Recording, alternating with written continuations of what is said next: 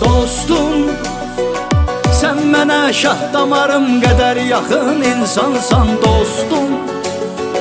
Sen mənim sağalmayan dərdlərimə dərmansan dostum. Dostum, sen mənə şah damarım qədər yaxın insansan.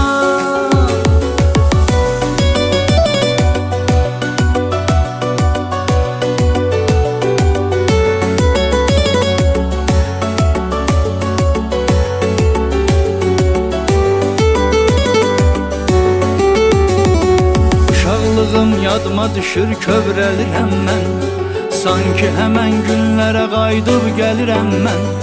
Biz iki dost eyni xatirələr yaşayırıq, məni kimi sən də düşünürsən bilirəm mən. Duz çörəyin qədrini, qiymətini qoruduq, bu illərin xoş münasibətini qoruduq.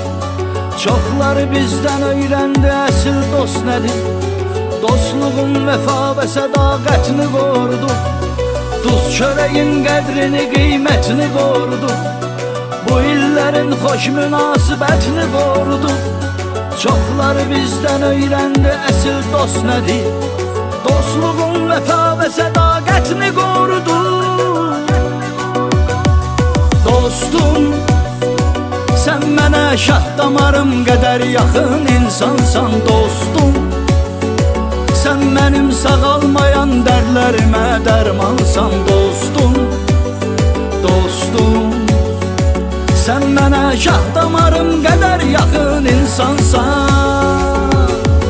Dostum, sen mənim sağalmayan dərdlərimə dərmansan dostum. Sen mənə şah damarım qədər yaxın insansan dostum. Dostum,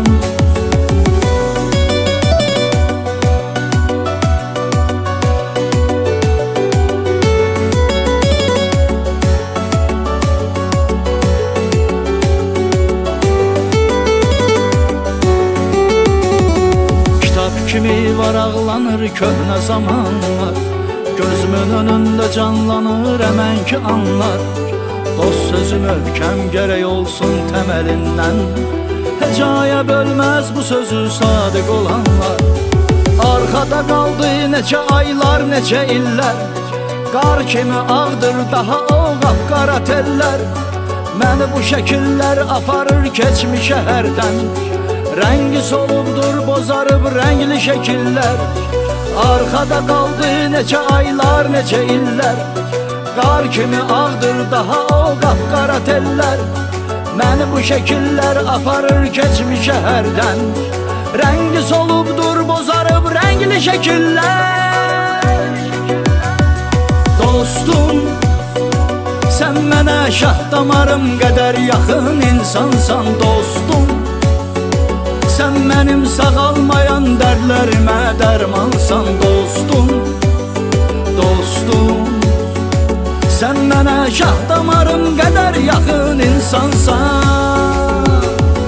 Dostum, sen mənim sağalmayan dərdlərimə dərmansan dostum. Sen mənə şah damarım qədər yaxın insansan dostum. Dostum, dostum, sen mənə şah damarım qədər yaxın insansan dostum. Sen mənim sağalmayan dərdlərimə dərmansan dostum. Dostum, sen mənə şah damarım qədər yaxın insansan. Dostum, sen mənim sağalmayan dərdlərimə dərmansan dostum. Sen mənə şah damarım qədər yaxın insansan dostum.